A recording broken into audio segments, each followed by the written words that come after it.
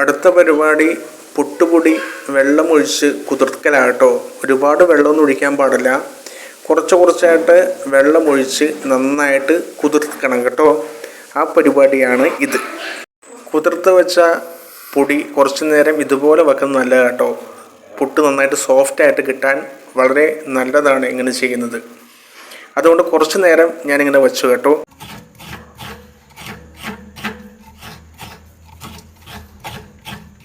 അങ്ങനെ പുട്ടുംകുറ്റിയിലേക്ക് തേങ്ങാപ്പീരി ഇടുന്നു. അതിനുശേഷം നനഞ്ഞ പുട്ടുപൊടി ഇടുകയാട്ടോ. അങ്ങനെ വീണ്ടും തേങ്ങാപ്പീരി ഇടുന്നു.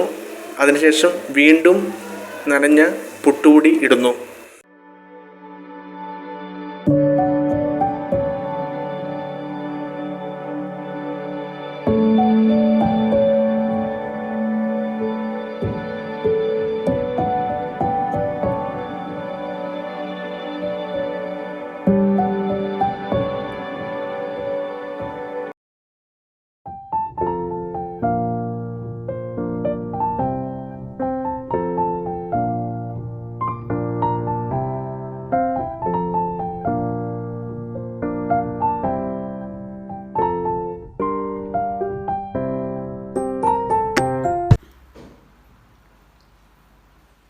അങ്ങനെ ഇവിടെ ഇത് ടെസ്റ്റ് ചെയ്യാൻ വേണ്ടിയിട്ട് ഒരാൾ വന്നിട്ടുണ്ട് കേട്ടോ.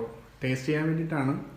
കാരണം ഞാൻ പറയുന്നതിനെക്കാട്ടും നല്ലത് നമ്മുടെ പെണ്ണ് പറയുന്നതാണല്ലോ.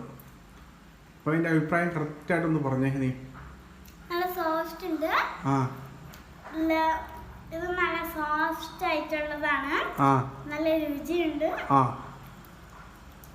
കണ്ടോ, അവർക്ക് ഭയങ്കര ഇഷ്ടപ്പെട്ടു കേട്ടോ. സാധാരണ ഒരുപാട് ബ്രാൻഡുകൾ നമ്മൾ യൂസ് ചെയ്യുന്നതാണ്.